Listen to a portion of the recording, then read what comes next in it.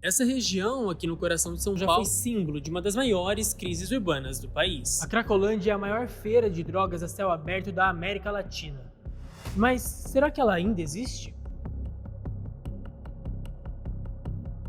Repórter do Presente.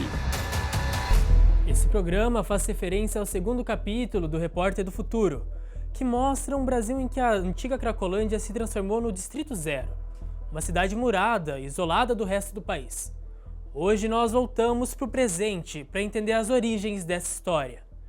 Vamos falar sobre o que está por trás das políticas de segurança pública, das ações de internação compulsória e do isolamento social que marcam a antiga região da Cracolândia. Eu sou João Lins e para essa conversa eu recebo Maiara Torres, cria da favela da Borracha, advogada pela PUC São Paulo e ativista pelos direitos das pessoas de periferia.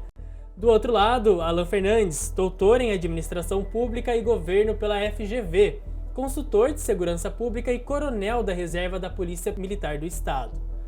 Maiara, na sua opinião, qual o futuro dos moradores de rua da cidade de São Paulo? Qual o futuro deles, né? Eu me pergunto também, quando eu passo principalmente pela região ali do centro e vejo quanto que eles se multiplicaram, principalmente nessa região, né? Quando a gente olha como a nossa sociedade trata as pessoas que estão à margem, as pessoas que fazem parte dos grupos minorizados, né? Dependentes químicos, moradores de rua e outros grupos minorizados, isso revela muito sobre a nossa própria sociedade, né? Na verdade, quando a gente vê essa exclusão, a gente vê que existe uma lógica na nossa sociedade que define que algumas pessoas valem menos do que outras, que mostra que, infelizmente, a gente vive num cenário onde as pessoas, elas parecem não se importar com a desigualdade crescente no nosso país. E o curioso é que essa indiferença de algumas pessoas, ela não atinge só essas pessoas que são vulnerabilizadas, né? Ela não atinge só essas pessoas que são vítimas dessa desigualdade. Ela atinge também essas pessoas que são indiferentes, porque tudo está conectado, né? As questões, elas são coletivas. Então, onde há abandono, há violência, há insegurança, e isso atinge a todos. Alan, na sua opinião, qual o futuro dos moradores de rua na cidade de São Paulo? Eu acho que essa pergunta deve dar para o passado. Como a Maiara bem disse, houve um aumento dessa população em todo o Brasil, e São Paulo não é diferente. Você tem em curso uma série de políticas públicas para tentar atender essa questão. Elas se mostram pouco efetivas, né? Mas acredito que o Estado, de forma geral, o Estado brasileiro tem sensibilizado em relação a essas pessoas. Haja vista aí, se você olhar para um recorte de 15 ou 20 anos, o Sistema Único de Assistência Social está muito menos estruturado que hoje em dia. Então você vê uma presença, né, sobretudo desse Sistema Único de Assistência Social, tentando fazer frente a essas demandas, né? Você tem essa população de rua, os motivos pelos quais eles ficam em condição de rua são os mais variados. Em geral se aciona a questão das drogas, mas isso é só uma das variáveis. Você tem problemas familiares, você tem pessoas que simplesmente decidem não mais morar em casa, morar na rua, fazer da rua o seu lar. Pessoas que gostam, querem, e existem esses casos. Então, você tratar das pessoas em condição de rua exige uma abordagem multidisciplinar e que o Estado brasileiro, enfim, vem se estruturando. Acredito que houve um avanço, mas, enfim, o problema recrudesceu recentemente, o que exige maior atenção da sociedade, como a Maiara bem disse, mas também por parte do Estado. Alan, como que você observa as ações policiais sobre dependentes químicos e moradores de rua aqui em São Paulo? Você tem um problema bastante sério na atuação da Polícia Militar, ou da Guarda Civil Metropolitana, a Polícia Extensiva, e ela se motiva, em boa parte, pelo tratamento que a sociedade confere a essas pessoas. Eu tive a oportunidade de lidar só com essa questão na região da Moca. A região da Moca tem um projeto muito bem estruturado para atendimento dessa população, em condição de rua. Mas os moradores, em si, acionam muito a Polícia Militar para, enfim, e se possível, fazer sair dali aquele equipamento público-privado, vamos dizer assim. E sempre um cuidado nosso, né, eu falo porque eu trabalho nessa região, em fazer com que policiais trabalhem dentro das leis, né? E preservem os direitos de todos, das pessoas que estão nessa condição, dos moradores, do projeto. Muitas vezes essas ações se fazem dentro do limite legal, algumas vezes não. E nesse sentido, sim, merece toda a repressão, a reprimenda administrativa e penal. Acredito que é um dilema ainda como polícias atuam com essa população. E Cracolândia foi um exemplo, né, que foi desde operações com bala de borracha até o presente cenário em que, a priori, não há mais a presença desses moradores de rua, força de uma condição que não passou necessariamente pelo uso da violência policial. Mayara, quando o tema é abordagem policial, como conciliar a lógica da segurança com a do cuidado? Muito bem. Para mim, essas duas lógicas, elas são intrínsecas, né? Ou pelo menos deveriam ser. É muito importante quando a gente fala sobre esse assunto e pensa nessas duas formas de atuação, lembrar qual que é o papel da polícia na nossa sociedade, né? E qual que é? Justamente proteger as pessoas, garantir direitos, né? Promover a paz. Só que essa atuação, ela tem limites, né? Que são estabelecidos pela lei. E esses limites, eles precisam ser observados. E como o Alan bem disse, é muito importante que a sociedade esteja sensível na hora de cobrar que esses limites sejam observados, né? Na hora de observar aquela situação que está posta e a complexidade daquela situação que está posta e cobrar da polícia uma atuação que esteja ali dentro dos limites da lei, sem excessos, sem abusos. Então é muito importante esse controle social e essa pressão da sociedade para que tudo funcione como deveria funcionar. Mayara, até que ponto o sumiço dos moradores de rua ali da região da Cracolândia pode ser considerado uma ação efetiva do Estado, ou a gente pode dizer que ele foi apenas uma forma de maquiar o problema?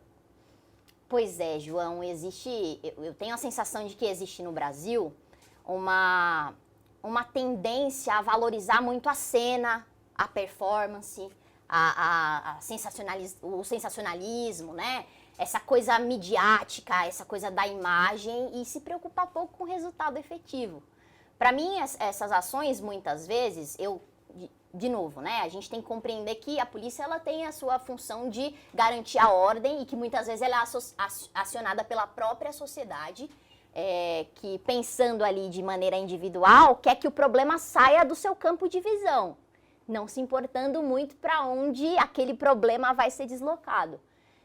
Mas é importante a gente perceber que esse tipo de atuação, na verdade, mascara o problema, né? Realmente só desloca o problema e não resolve.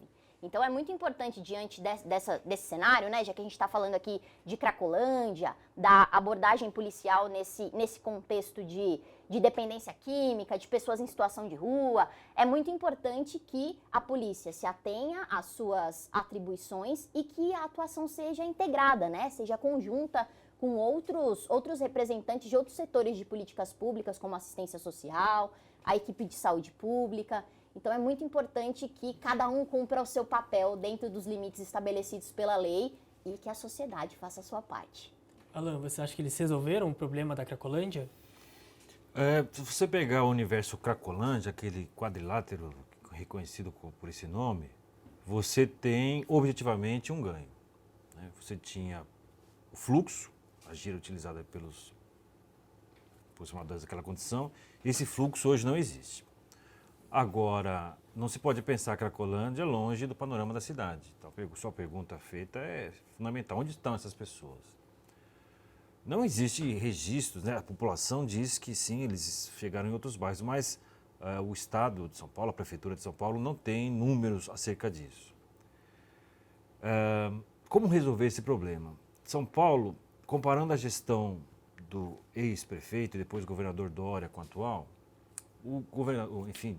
Dória adotou a seguinte perspectiva para enfrentar essa questão, que foi a internação compulsória. Além de ela não ter dado certo do ponto de vista do território, da Cracolândia em si, ela, esgarça a questão dos direitos civis, né? É que você vai internar uma pessoa sem a vontade dela. E, além disso, ela se mostrou infrutífera, pouco eficaz. A atual política paulista e paulistana trabalha com hub, sobretudo na Cracolândia, com hub, em que a pessoa que fica próximo às cenas de uso, em que a pessoa decide se quer ou não, sem ter nada, passar por um tratamento. É uma outra abordagem. Não existem números efetivos de quantas pessoas procuraram esses hubs. Portanto, em resumo, a Cracolândia é um caso positivo do ponto de vista da ausência dos moradores, sim. Agora, onde eles estão? Então, é preciso que esse problema seja tratado de forma multidisciplinar e que diversas políticas públicas estejam presentes. A Cracolândia é um problema desde 1998 e pude acompanhar o surgimento dela. Diversas tentativas foram feitas e nenhuma teve qualquer tipo de êxito. Coleciona-se mais uma. Eu acho que o grande problema da Cracolândia, em termos de política pública, é que você não tem um aprendizado. Enfim, as ações deram errado, mas não há um estudo por que elas deram errado e como melhorá-las. E eu acho que esse é o grande problema em termos de gestão do Estado paulista. Maiara, até que ponto você acha que é possível dizer que essas práticas, como a realocação dos moradores de rua, o sumiço ali deles na região da Cracolândia, as denúncias que surgiram, está dentro do direito constitucional ou é possível dizer que o Estado está agindo contra a própria legalidade? Bom, existe um princípio constitucional que é o princípio da dignidade humana, né? Que é um princípio fundante ali da Constituição, e a Constituição como a norma que serve de base para todas as outras normas, inclusive para os próprios protocolos da própria polícia, né? Que é a força de segurança, né? O braço estatal que está sendo discutido aqui. Eu acredito que você mesmo disse que existiram denúncias, né? Falando dessa ação emblemática da dispersão das pessoas que estavam na Cracolândia. O próprio Alan aqui trouxe que muitas vezes a atuação da polícia esbarra nessa complexidade de, por exemplo, falando aqui da internação compulsória, dos direitos civis, né, das pessoas, que é uma questão complexa. Então, eu acho muito importante, de novo, trazendo aqui o papel da sociedade, né? Que sociedade que nós queremos, como é que nós vamos tratar uns aos outros enquanto coletivo. É muito importante o papel da sociedade para olhar para a atuação da polícia e para cobrar que ela haja dentro dos ditames legais, observando o princípio da dignidade humana. Então, é muito importante que, a partir de então, a gente tenha uma preocupação maior com esse tipo de coisa. Então, a região da Cracolândia em si foi resolvida. Mas, Alan, o problema acabou? Não, ele não acabou, assim, se podemos dizer, de alguma forma, nos dias atuais, você tem uma situação boa, muito melhor do que era, não se pode dizer que ele acabou. Uma das mudanças que fez com que, de alguma forma, as políticas dessem resultado, é reforçar a ideia de que os usuários de drogas, os que estão em cenas abertas de uso, são vítimas. E aí o Ministério Público, a polícia, o Estado como um todo, começou a verificar quais eram as engrenagens que levavam aquelas pessoas a consumirem entorpecentes ali na região da Cracolândia.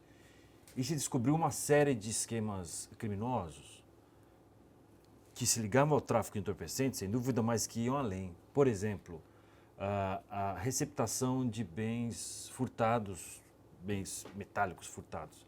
Então você tinha um conjunto de ferros velhos, que se valiam dessas pessoas trocando por pinga, aguardente, drogas, para que eles fizessem furtos e levassem esses materiais para serem ferros velhos para serem revendidos.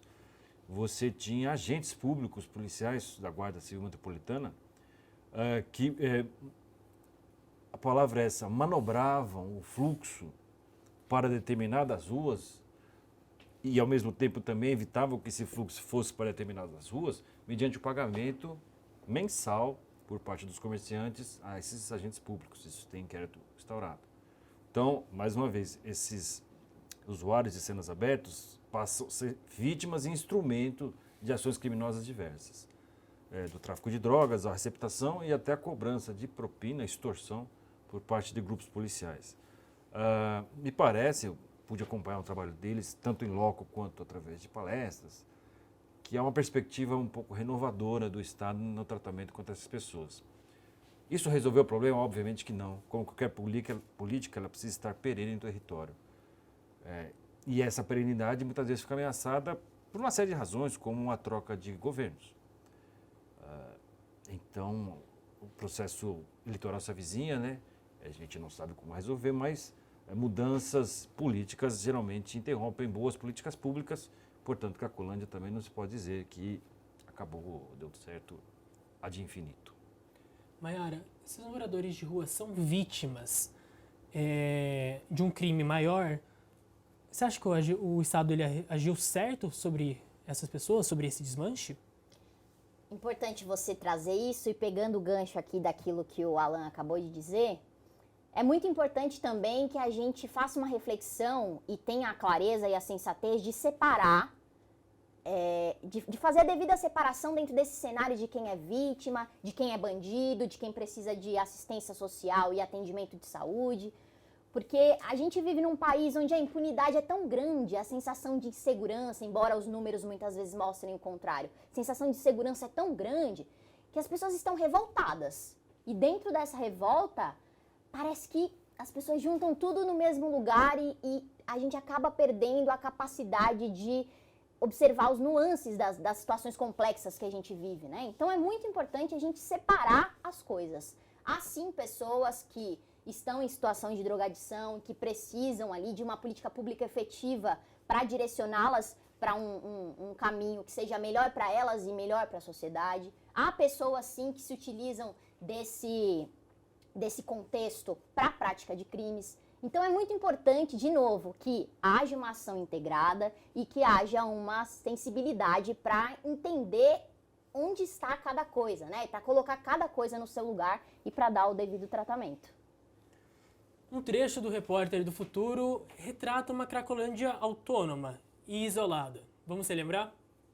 A situação degradante de uma região específica do centro de São Paulo, que é chamada de Cracolândia. A prefeitura construiu um muro de 40 metros de extensão justamente para auxiliar no serviço de agentes comunitários. Há relatos de aumento de pessoas em situação de rua em alguns pontos, o que pode indicar que os usuários se espalharam pela cidade. A região no centro da cidade, conhecida como Cracolândia, simplesmente desapareceu. E foi de um dia para o outro. Traficantes e usuários de drogas sumiram da região. Onde foi parar a Cracolândia? Eu lembro de ver na escola em que, em 2025, ela simplesmente desapareceu por um tempo. 10 de setembro de 2083. Já presenciei em torno de 15 suicídios, apenas nas redondezas do galpão. Rogério! Cuidado! Eles fingem que aqui não existe mais. Alan, como consultor de segurança pública, quais ações o governo de São Paulo deveria tomar para trazer resultados efetivos ao combate da dependência química nas ruas? No que se refere à segurança pública, né, que é um dos aspectos do problema, você tem que, sobretudo, prender os fornecedores de drogas, os grandes fornecedores, né, a tal, como se fala, a inteligência policial, detectar esses grandes fornecedores e dar o devido tratamento legal, prendê-los, etc. Tal. Você também merece uma ação de ordem pública em geral. Reforço a ideia de ferros velhos, a ideia de receptação de celulares, enfim, um fluxo criminal muito intenso na região que precisa de uma atenção ampla do Estado, que passa pela polícia, mas passa pelas posturas administrativas. Trazer uma governamentalidade àquela região de forma a revitalizar e enfim, como uma teoria de janelas quebradas, fazer com que você tenha uma região mais segura, mais tranquila e livre de crimes. Maiara, você é criadora do projeto Direito Nosso. Levando em conta essas grandes críticas que a gente tem por parte da população de São Paulo sobre ONGs e projetos sociais voltados para moradores de rua, você acha que projetos sociais e essas ONGs, elas mais ajudam ou atrapalham no combate desses moradores de rua e na inserção deles à nossa sociedade? Eu acredito que essas ONGs, elas salvam muitas vidas, inclusive, né? Com oferecimento de comida, com oferecimento de assistência social, de apoio jurídico, de escuta, né? Porque muitas vezes é isso que falta a muitas pessoas que estão em situação de rua. Então eu acredito que essas ONGs que fazem esse trabalho social com pessoas em situação de rua, elas salvam muitas vidas. Mas é muito importante a gente lembrar que essas ONGs que estão fazendo esse trabalho, elas fazem porque o Estado tem falhado. Porque não existe uma política pública eficiente que faça com que essas pessoas tenham a oportunidade de ter um destino diferente. E que, de novo, né, separe aquelas pessoas que realmente precisam de ajuda, realmente precisam de oportunidade, e aquelas pessoas que se utilizam do contexto para a prática de crimes. Então, é muito importante a gente lembrar que o trabalho das ONGs é importante, mas ele não pode ser definitivo. As pessoas não podem depender disso eternamente. É importante que a gente se organize enquanto sociedade, por meio do Estado, para a garantia de políticas públicas que façam com que essas pessoas possam ter um destino diferente. Mayara, agora eu vou pedir para você olhar para a sua câmera e me dizer uma frase que você gostaria de enviar para o futuro. A frase que eu escolheria seria: estejamos atentos. A gente está vivendo um momento, não só com relação à segurança pública, com essa sensação de insegurança crescente, mas também, por exemplo, com os eventos climáticos acontecendo, enfim, a gente acabou de sair de uma pandemia, a gente está vivendo um momento histórico que nos chama a atenção, né, e que nos pede uma certa reflexão sobre as nossas escolhas, sobre para onde nós estamos indo, e que nos mostra que muitas vezes aquilo que acontece lá do outro lado do mundo, aquilo que não parece ter relação com a gente, tem sim relação com a gente, influencia sim a nossa vida. Então a frase que eu escolheria é: estejamos atentos e nos questionemos, né? O que existe no mundo que nos afeta? O que é problema meu, mas também é problema coletivo? Alan, se você pudesse enviar uma mensagem para o futuro, o que você diria? Eu diria desculpa. O mundo que você estará vivendo é resultado dos nossos, sobretudo dos nossos erros. De alguns acertos que merecem serem, enfim, lembrados, mas sobretudo dos nossos erros. E você que está no futuro, aprenda com os erros do passado. Espero que você tenha um presente, no seu caso, muito melhor. Mas posso dizer que no presente que eu vivo, nós cuidamos muito mal do nosso planeta e da nossa cidade. Alan, Mayara, muito obrigado pela presença de vocês no programa de hoje e por ajudar a gente a dar continuidade nesse bate-papo. E você aí de casa, não deixe de seguir o Repórter do Futuro nas redes sociais. Eu te espero semana que vem para uma conversa sobre o poder da fé e o impacto da religião nas decisões do Estado. Até lá!